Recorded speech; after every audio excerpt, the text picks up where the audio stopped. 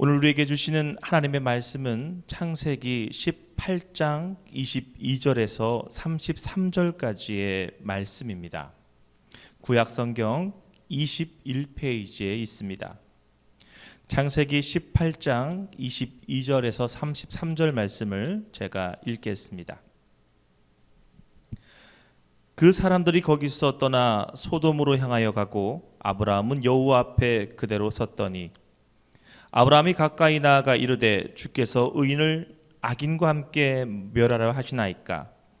그 성 중에 의인 50명이 있을지라도 주께서 그곳을 멸하시고 그 50 의인을 위하여 용서하지 아니하시리이까.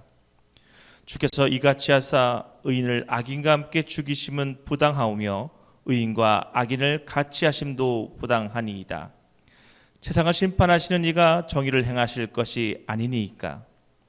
여호와께서 이르시되 내가 만일 소돔 성읍 가운데에서 의인 50명을 찾으면 그들을 위하여 온 지역을 용서하리라.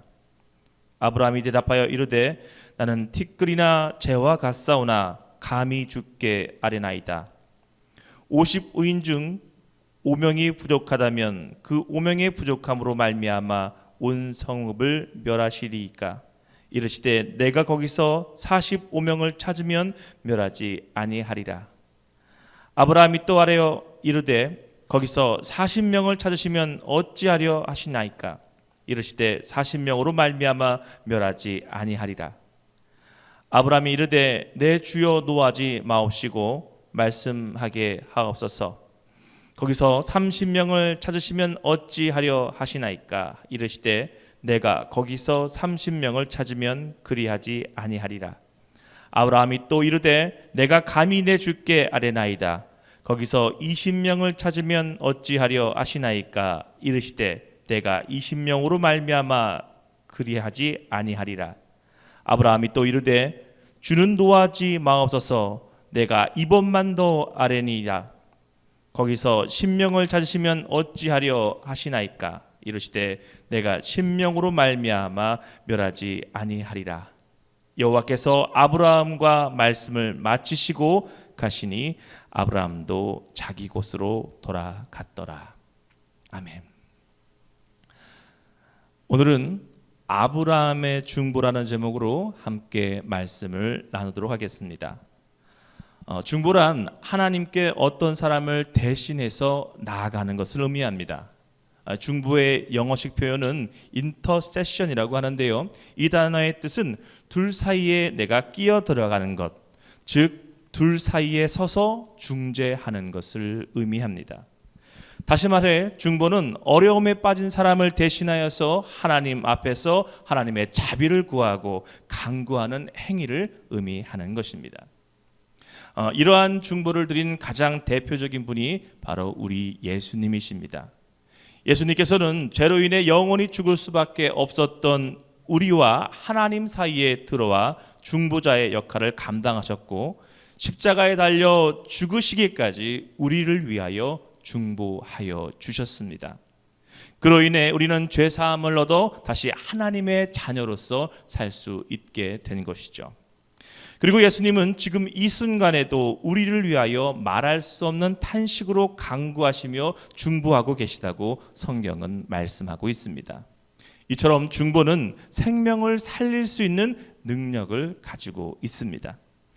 오늘 본문을 보면 아브라함 또한 생명을 살리기 위해 하나님께 중보의 기도를 드리는 것을 볼 수 있는데요. 오늘은 이 본문을 살펴보면서 아브라함의 중보의 모습이 어떠한지에 또한 중보자로서의 어떠한 모습으로 살아가는지에 대해서 함께 살펴보도록 하겠습니다. 먼저 아브라함의 삶을 잠시 살펴보면 아브라함은 갈대우르에서 하나님의 음성을 듣고 본토 친척 아비의 집을 떠나게 됩니다. 갈대우르를 떠날 때 아브라함은 그렇게 부유하지 않았었는데요. 그런 아브라함을 하나님께서는 축복하시고 풍요로운 삶을 살게 인도해 주십니다.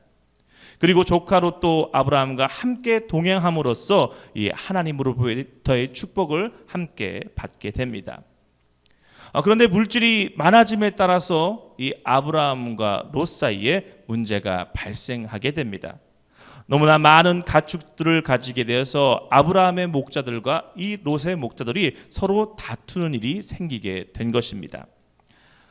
우리는 물질이 많아지면 하나님의 일이 더 잘 될 텐데라는 생각을 가지곤 합니다. 그러나 여러분, 물질이 많아짐에 따라 이전보다도 훨씬 더 못할 수 있음을 우리는 알아야 합니다. 중보자가 되기를 소망하시는 성도라면 물질이 모든 것을 해결할 수 있으리라는 환상은 버리십시오. 물질은 그냥 도구일 뿐입니다. 아무리 물질이 많아도 하나님이 함께 하시지 않으면 어떠한 일도 이룰 수 없습니다. 불가능을 가능케 하시는 그 전능하신 하나님이 함께 하셔야만 참된 해결의 문이 열리게 되는 것입니다. 중보자는 비록 자신의 삶이 연약하고 어려운 상태에 있다 할지라도 물질에 의지하지 않고 하나님만을 의지하며 하나님의 마음에 합한 자가 되어 기도로 나아갈 때에 쓰임 받게 되는 것입니다. 다시 아브라함의 이야기로 돌아와서 가축이 많아진 아브라함과 롯은 결국 헤어지게 되는데요.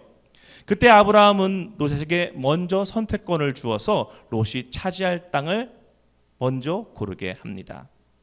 롯은 목축을 하기에 가장 좋은 요단 지역을 선택합니다. 성경을 보면 그 땅은 물이 넉넉하며 마치 주의 동산과 같고 비옥한 이집트 땅과 같다고 그렇게 기록하고 있습니다. 이렇게 롯이 좋은 땅을 선택했을 때의 아브라함의 마음은 아마 마냥 좋지만은 않았을 것입니다. 조금 섭섭한 마음도 그 안에 있었겠죠. 왜냐하면 아브라함도 목축을 하는 사람으로서 어떤 땅이 좋은 땅인지 너무나 잘 알고 있었기 때문입니다. 그러나 아브라함에게 그러한 섭섭한 마음은 롯과의 관계에 아무런 문제가 되지 않습니다. 그것은 이후에 아브라함의 행동을 통해서 우리가 알 수 있는데요. 롯이 소돔에 머물 때 그곳에 전쟁이 나서 롯이 포로로 잡혀가게 됩니다.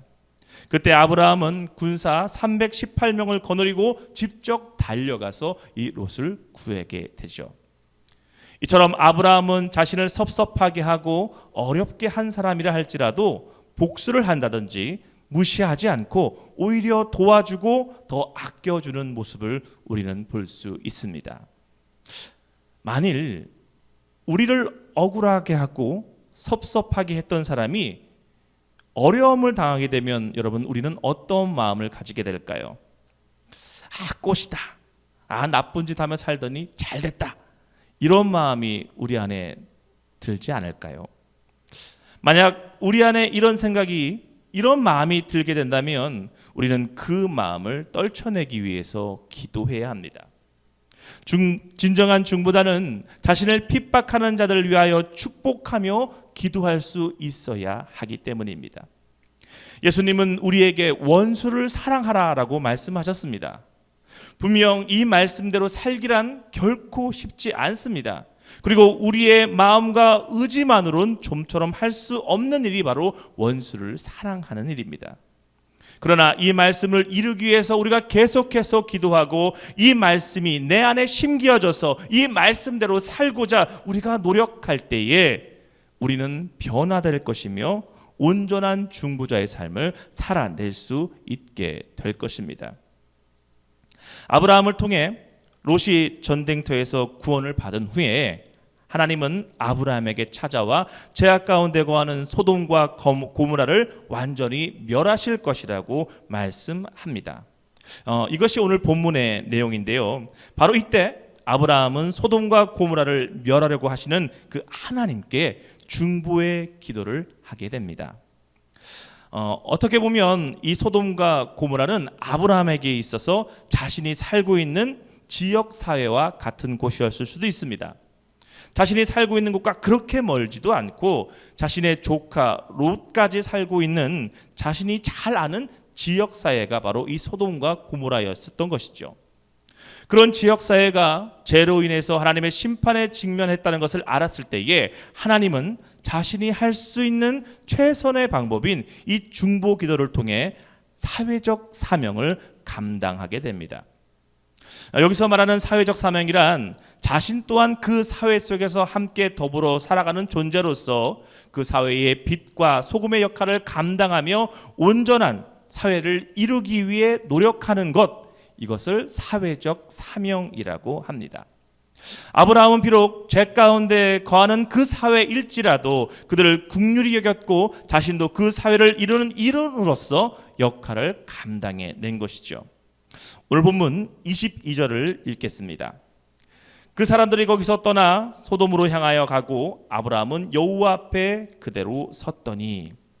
아멘.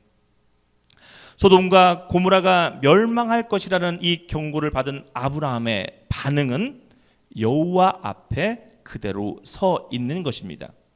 그리고 23절에 보면 아브라함이 가까이 나와 이르되 주께서 의인을 악인과 함께 멸하시겠습니까? 라고 말하면서 기도를 시작하는 것을 볼 수 있습니다. 보통 자신이 살고 있는 지역이 심판을 받게 된다면 대부분의 사람들은 자기 자신과 그리고 가족, 자신이 소유한 재물이 어떻게 될 것인지부터 관심을 가지게 될 것입니다. 또는 심판을 받게 한 주범을 찾거나 그를 욕하고 비방하기 시작할 것입니다. 아니, 난 잘못한 것도 없는데 왜 저들 때문에 나까지 피해를 봐야 해? 그리고 내 가족과 나는 무슨 죄야? 제발 내 가족은 지켜주세요. 나한테 피해가 없게 해주세요. 이렇게 반응하는 것이 보통 우리의 모습이죠. 그런데 아브라함은 그 소식을 듣자마자 자신의 것을 챙기거나 다른 이들을 비방하지 않았습니다. 오히려 자기가 속한 그 지역 사회를 위해서 즉각적으로 하나님께 기도를 시작합니다. 아브라함은 절망적인 순간에도 이 기도를 택했고, 이 기도는 자신을 위한 기도가 아니라 모든 이들을 위한 중보의 기도였던 것입니다. 바로 이 아브라함과 같은 중보의 기도가 우리 성도들이 지금 이 시대 가운데 가장 먼저 시작해야 할 사회적 사명인 것입니다. 아마 대부분의 성도들도 우리가 이 어려운 상황 가운데 가장 우선적으로 해야 할 것이 기도라는 것은 잘 알고 계실 것입니다. 디모데전서 2장 1절과 2절을 읽겠습니다. 그러므로 내가 첫째로 권하노니 모든 사람을 위하여 간구와 기도와 도구와 감사를 하되 임금과 높은 지위에 있는 모든 사람을 위하여 하라. 이는 우리가 모든 경건과 단정함으로 고요와 평안한 생활을 하려 함이라. 아멘. 이 말씀처럼 성도가 가장 우선적으로 해야 할 일은 모든 사람을 위해 기도하는 것입니다.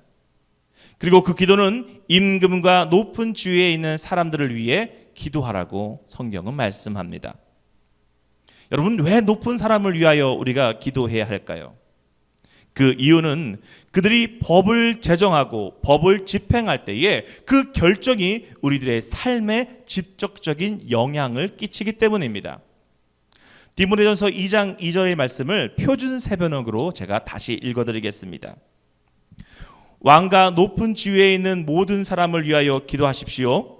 그래야 우리가 아주 경건하고 품위 있는 삶과 소중하고 평화로운 삶을 살아갈 수 있을 것입니다. 아멘. 여러분, 우리가 지도자들을 위해 기도해야 하는 이유, 그것은 우리가 경건하고 평화로운 삶을 살기 위한 것입니다. 분명 중보는 다른 사람을 위한 기도 같지만 결국 그 기도의 결과는 나에게 그리고 우리 모두에게 다시 돌아가는 것입니다. 그런데 여러분, 지금 우리의 기도는 어떻습니까? 아마 대부분 나 자신을 위한 기도, 내 자녀들과 내 가족을 위한 기도에서 벗어나지 못하고 있는 것이 우리들의 기도의 모습일 것입니다. 성도 여러분, 나라를 위해 기도하십시오. 그리고 이 나라를 이끌어가는 지도자들을 위해 기도하십시오. 그리고 생명을 위해 기도하십시오. 누구를 비방하거나 누가 옳고 그르다고 판단하고 정죄하기보다 먼저 하나님의 긍휼을 구하고 하나님의 인도하심을 구하십시오. 내 욕심을 구하는 것이 아니라 진정으로 하나님의 나라와 의를 구하는 저와 모든 성도 되기를 간절히 소망합니다. 그것이 참된 중보자의 삶인 것입니다. 아브라함처럼 사회적 사명을 감당하는 중보자의 삶을 살아가는 저와 모든 성도 되기를 간절히 기원합니다. 그럼 좀 더 구체적으로 본문을 살펴보면서 아브라함이 어떠한 자세로 하나님께 중보의 기도를 드렸는지 살펴보도록 하겠습니다. 첫 번째로 아브라함은 믿음의 기도로 중보했습니다.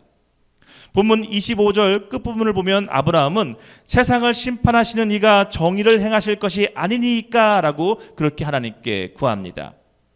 아브라함은 하나님께서 공의롭고 정의로우신 분임을 믿었고 그 믿음을 가지고 하나님 앞에 나아가 기도합니다. 그리고 아브라함은 하나님께서 약속하신 것을 반드시 이루어 주실 것을 믿었고 그 믿음 가운데 계속해서 기도하는 것을 우리가 본문을 통해 볼 수 있습니다. 성경에 기록된 하나님이 원하시는 기도, 그것은 바로 믿음을 가지고 기도하는 것입니다. 그리고 예수님 또한 기도한 것은 받은 줄로 믿고 기도하라고 그렇게 우리에게 말씀하십니다. 마가복음 11장 24절을 읽겠습니다. 그러므로 내가 너희에게 말하노니 무엇이든지 기도하고 구한 것은 받은 줄로 믿으라. 그리하면 너희에게 그대로 되리라. 아멘. 하나님은 아브라함처럼 믿음으로 기도하는 사람의 기도에 응답하시며 그 기도 가운데 역사하십니다. 그리고 믿음으로 드린 아브라함의 기도의 응답은 조카 롯을 통해서 나타나게 되는데요. 롯은 자기도 알지도 못하는 사이에 이 아브라함의 중보의 기도를 통해서 소돔과 고모라 땅에서 구원을 얻게 됩니다. 그러나 아브라함은 롯에게 찾아가 내 기도 때문에 내가 구원받았다 이렇게 생색내지 않았습니다. 다만 하나님께 감사할 뿐이었습니다. 만약 내가 누군가를 위해 기도했을 때에 그 기도를 하나님께서 기뻐하셔서 응답하셨다면 그 일에 대하여 자신의 의를 나타내지 않기를 바랍니다.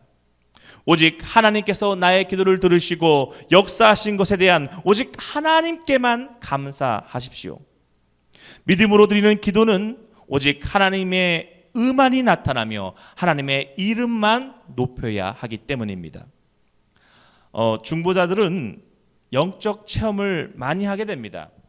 왜냐하면 중보의 기도를 통해서 하나님께서 일하시기 때문에 우리가 일상에서는 상상하지도 못했던 일들을 많이 체험하고 경험하게 됩니다.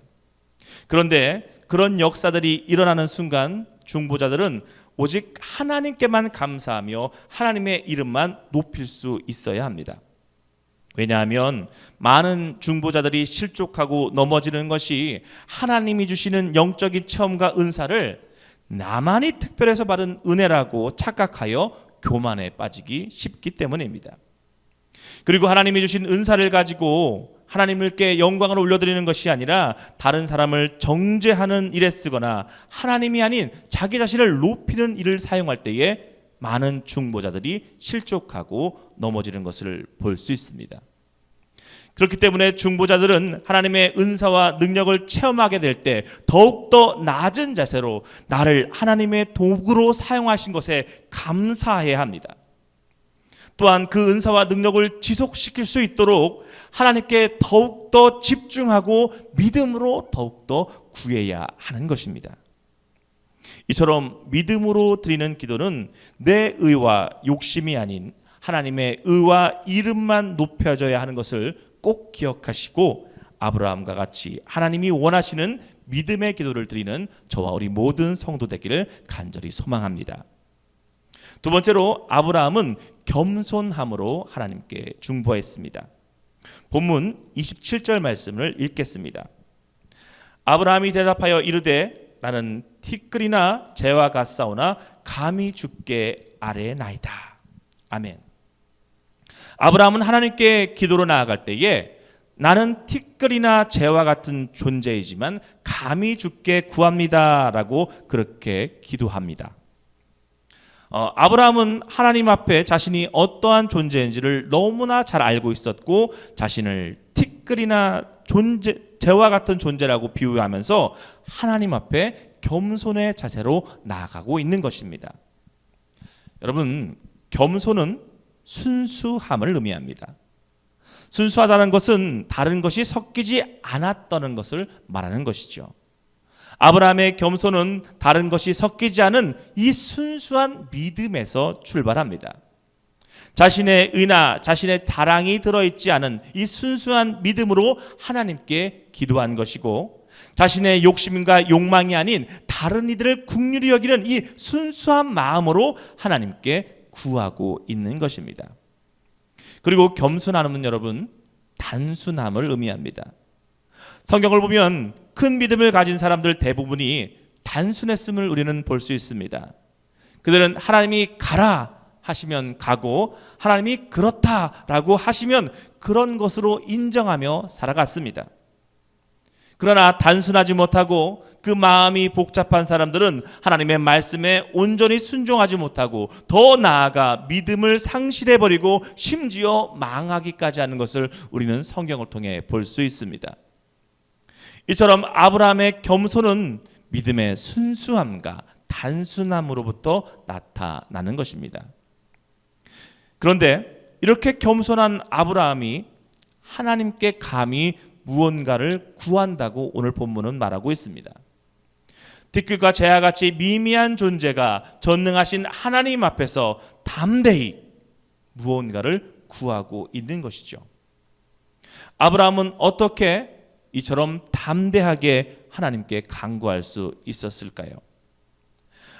아브라함이 하나님 앞에 담대히 간구할 수 있는 근거는, 비록 자신은 티끌이나 재와 같은 존재이지만 하나님께서 자신을 부르셨고 인도하셨고 의롭다 여기셨고 친히 하나님의 백성 삼아 주셨으므로 그 약속을 믿고 감히 하나님께 구한다고 말하고 있는 것입니다. 성도 여러분, 우리는 원래 죄 가운데 거하며 하나님과 원수된 관계에 있었던 사람들입니다. 그렇기 때문에 감히 우리는 하나님께 무언가를 구할 수 없는 그런 존재들이었죠. 그런데 우리가 하나님께 중보의 기도를 드릴 수 있는 것은 우리가 하나님의 자녀가 되었기 때문입니다. 죄로 인해 영원히 죽을 수밖에 없었던 우리들을 예수 그리스도께서 십자가의 피값으로 구원하여 주시고 하나님의 자녀로 불러주셨기 때문에 우리가 자격을 얻어서 하나님 앞에 기도를 드릴 수 있게 된 것입니다. 여러분, 이것이 얼마나 큰 영광인지를 우리는 꼭 기억해야 합니다. 그리고 이렇게 하나님 앞에 중보하며 기도할 수 있는 것은 세상 그 누구도 아닌 오직 우리 그리스도인만이 누릴 수 있는 특혜임을 아시기 바랍니다. 세상 그 누가 만왕의 왕이시며 천지를 창조한 하나님 앞에 직접 나아가 구할 수 있겠습니까? 그것은 오직 하나님의 백성이며 하나님의 자녀된 우리 그리스도인들만이 누릴 수 있는 특혜이며 은혜인 것입니다. 이 사실을 기억하시고 아브라함처럼 겸손함으로 하나님께 나아가 죽어가는 영혼들을 위해 중보하며 우리에게 주신 이 기도의 특권을 마음껏 누리는 저와 우리 모든 성도 되기를 간절히 소망합니다. 셋째로 아브라함은 담대함으로 중보했습니다. 본문 31절을 읽겠습니다. 아브라함이 또 이르되 내가 감히 내 주께 아뢰나이다. 거기서 20명을 찾으시면 어찌하려 하시나이까? 이르시되 내가 20명으로 말미암아 그리하지 아니하리라. 아멘. 하나님께서 우리를 중보자로 사용하시는 일에 우리가 제한을 받지 않으려면 담대한 마음을 가져야 합니다. 하나님은 믿음의 기도를 통해 하나님의 일을 이루시기 원하십니다. 그리고 하나님은 겸손한 자에게 은혜와 능력을 부어주시고 담대한 자를 사용하여 주십니다. 그런데 은혜와 능력이 있으나 담대하지 못한 자들은 상황과 환경 앞에서 주춤거리기 때문에 하나님께서 사용하실 수가 없습니다. 본문에서 아브라함은 믿음으로 기도했고 겸손함으로 하나님 앞에 섰습니다. 그리고 담대함으로 하나님께 6번이나 중보의 기도를 드립니다.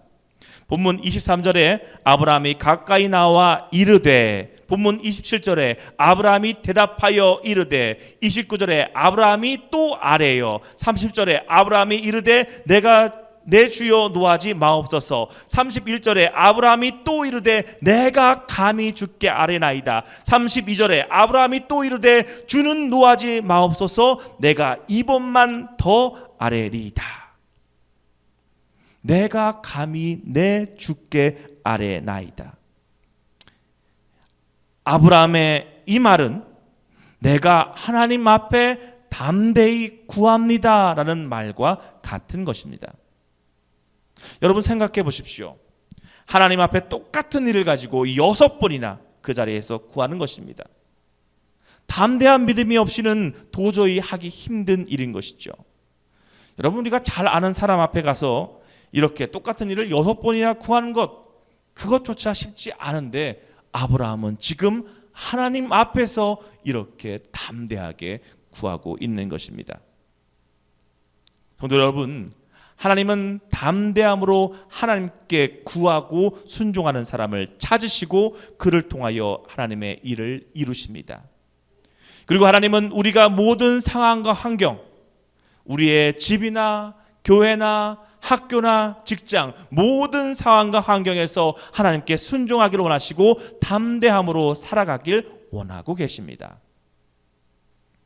그런데 현재 많은 그리스도인들이 자신의 처해 있는 상황과 환경 때문에 자신이 그리스도인인 것을 밝히지 못하고 소극적으로 행동하는 것을 우리가 보게 됩니다. 학생들은 학교에서 교회 다녀왔다고 하면 놀림을 받는다고 합니다. 직장인들은 이 시국에 예수님 믿는다고 하면 그 사람을 이상하게 바라본다고 합니다. 그리고 일반 사람들도 기독교인이라고 말하면 곱지 않은 시선으로 우리를 바라봅니다.